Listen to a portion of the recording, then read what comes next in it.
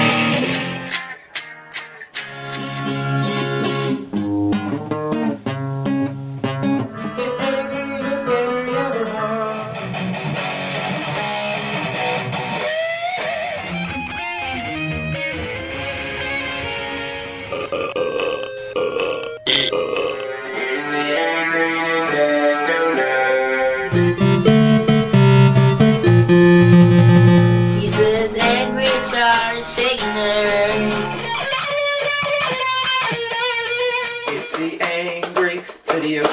Damn it.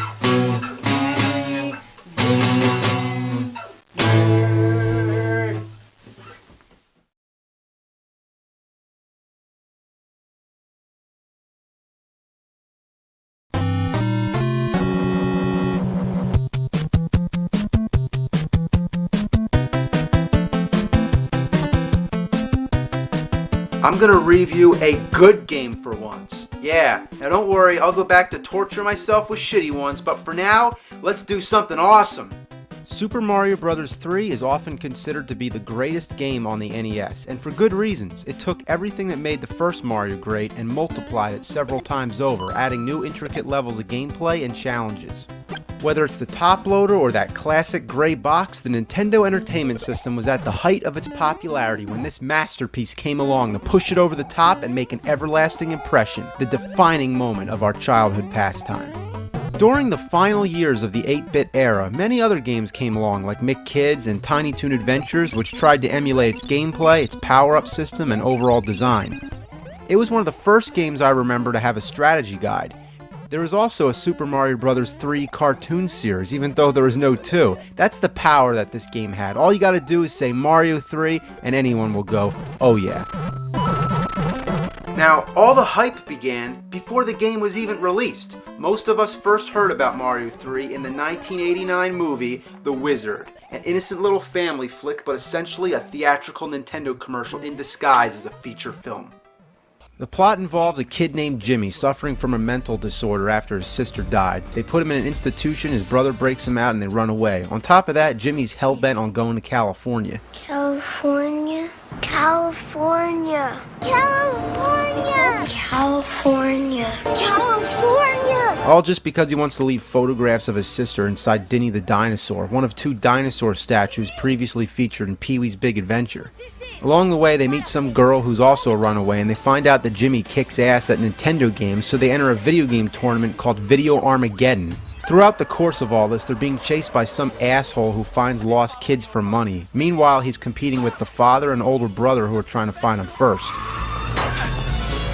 So, yeah, that's all great, but do you think any 9-year-old kid gave 2 fucking shits about the plot of this movie? I know I didn't. I saw it in the theater opening day, and here's a perfect reenactment, all for you. What the hell is this shit? I don't care what these people are talking about. Oh, look back there. What game is this? Who the hell are you? Go back to the freaking Wonder Years, you piece of shit! Oh, what game's that? Oh, you hear it? That's Zelda 2! Oh, what games are they playing? Turn it around! Come on, I want to see the damn games!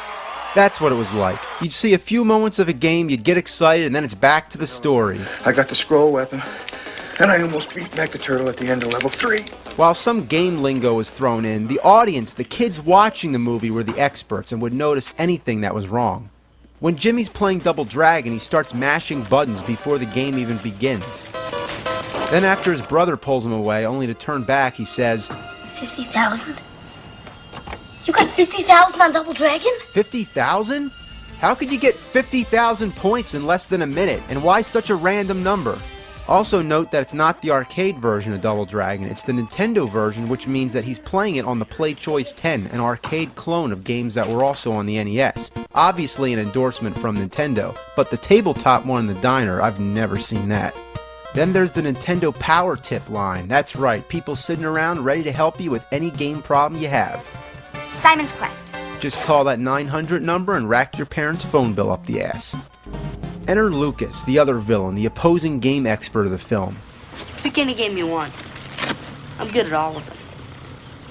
I have 97 of them. You know all 97 of them? Today there's about 800 Nintendo games, but for the time being, let's say, okay, Lucas is the master at Nintendo because he has all 97 games. You want to be as badass as him, right? Well, you better get your parents to take out a loan and get you every Nintendo game. And of course, the biggest advertisement ever in a movie, the Power Glove. He proves his radicalness by playing Rad Racer. Rock music comes on which doesn't belong from the game. You can chop out 20 seconds of this, repackage it, and air it on TV, and there you go. It's a commercial for the Power Glove. I love the Power Glove. It's so bad. The Wizard was a rare instance in product placement when the prime moviegoers were interested in the product rather than the movie itself. Again, much like in Pee-wee, it ends with a big chase through a movie studio, this time the Universal backlot, from the monster movie sets to where King Kong attacks the trolley. Universal Theme Park was just about to open in Florida that following year. Another endorsement? Well, it's a Universal film, so of course. The highlight is the game tournament, where the three finalists, Jimmy, Lucas, and some geeky bitch that nobody cares about, all compete in a game that nobody had even played yet. With the craziest host ever and the most epic introduction to anything in existence on the planet, this is when for the first time we set our eyes on Super Mario Bros. 3. Not only did it blow our minds to get a preview of this game on the big screen, but it also gave us a big tip. Who the fuck would know the first time playing to fly up over the ceiling and get the magic flute, and then to use it as a warp to get to World 4? After seeing The Wizard, we sure did. Like the mushrooms! Rather than it being a simple test of who makes it the farthest, they had some weird scoring system with knights running. How exactly do they keep score? But who cares? This movie may be a mess, but it lives on in our hearts with a sentimental quality. Just the fact that they actually have wizard reunions is a testament to that. But now, let's talk about Mario 3. This is going to be short because there's not much you can say that already hasn't been said a million times, but I'll put it blunt and simple. This game kicks your ass till diarrhea comes out your dick. The only thing better than playing this game would be to have a magic leprechaun come and bring you beer. There's 8 worlds, each with a different theme. Desert, snow, sky, and my favorite is the one where everything's giant. Slide through a bunch of bad guys, oh, that's so much fun. The 2-player game has a perfect balance. It's where you can either work together to complete the game, or just compete for items and race each other to the end. Or you could die deliberately so that the other player will have to play the hard levels. There's card games, puzzle games, and even a bonus stage where you can play the original Mario Bros. Arcade. Again, this offers many possibilities to be an asshole toward the other player. But about the power-ups. You also have a frog suit that swims a lot easier, you got a hammer suit which throws hammers, and a tanuki suit that turns into a statue. I don't know what that's about. I mean, I know you use it to protect yourself from enemies, but man, what kind of crack were they smoking? But the really cool thing is that you can save these power-ups and use them whenever you need them. Like before the start of the level, you might think, it's time to break out the frog suit. The enemies in the game are out of control. You got these Goombas hopping around in wind-up boots. Then you got an angry sun, Big Bertha, and nuclear waffles. Not to mention, you gotta fight all the Koopa kids and beat Bowser at the end. Alright, going through the pipes. Oh, wait. Oh, bullshit! What a bunch of fucking bullshit! Come on, you piece of shit! Come on, move your ass! Hey, how do I get this flower right here? I don't know, I'm just gonna try to... come on! Yeah, alright. This game's tricky dicky. It's pretty damn hard, too. Then there's this part where the only way to reach the goal is to fly in the air while holding a Koopa shell and break all the blocks. Who would even think to go up there? Especially when you get to the last world, it can get real challenging. This part doesn't fuck around. It's like, you got to the end, you dare to play, welcome to hell. That's what it looks like. All this fire and skulls, it looks like hell. There's sort of like a heart shape around it. Yeah, a heart around hell. Does that mean that this game loves hell? This game worships the devil. Oh my god, of course it does. Why is there so many inverted crosses? What's the H stand for? hell?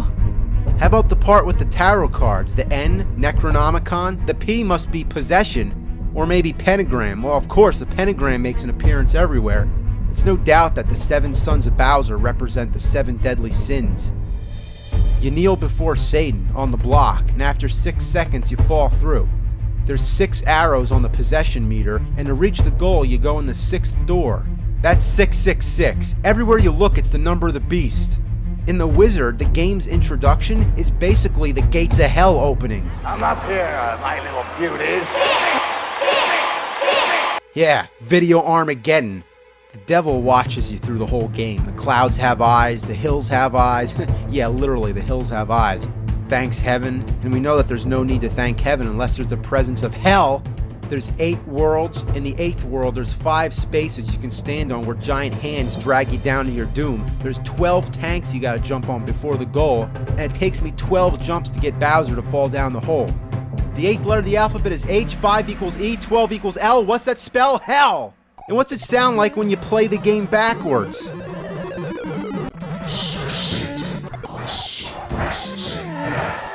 This game's a product of the fucking devil. And none of the other Mario games are like that, so I don't know why it's only this one. But in conclusion, all I can say is that other than being the total epitome of evil, Super Mario Bros. 3, it's a good game. So good it's a sin. Your mother. Oh my.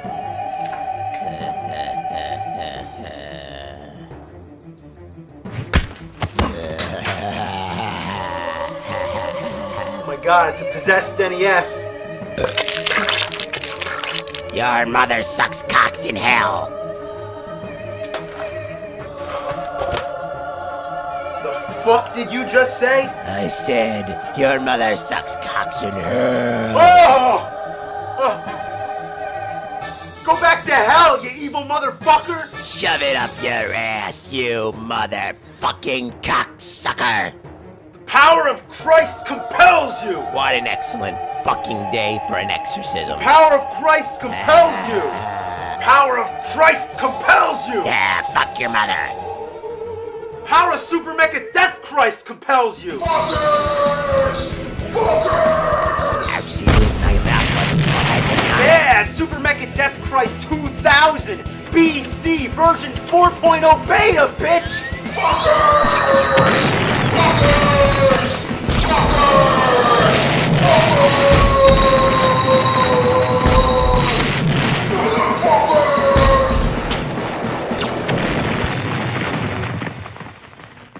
Holy shit! What's that fucking language?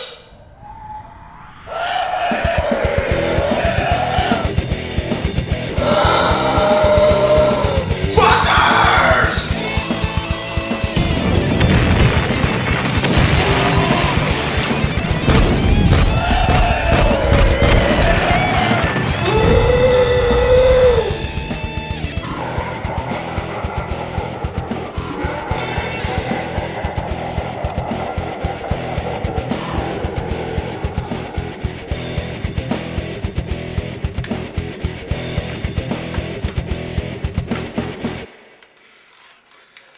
Alright.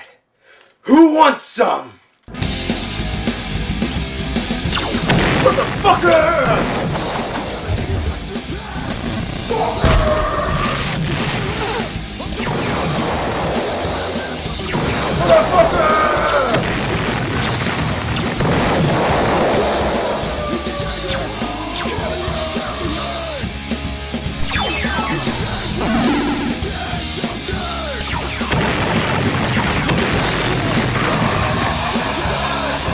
Oh, not you!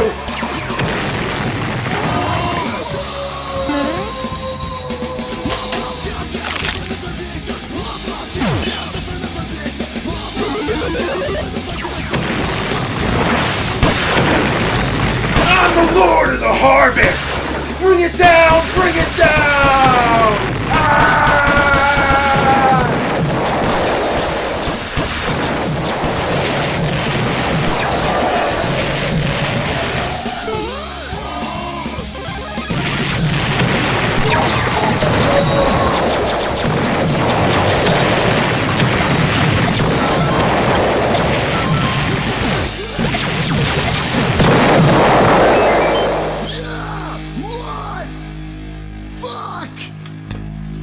We annihilated him! Yes, we did! What the fuck is that shit? Oh. All this shit? I'll tell you all about it.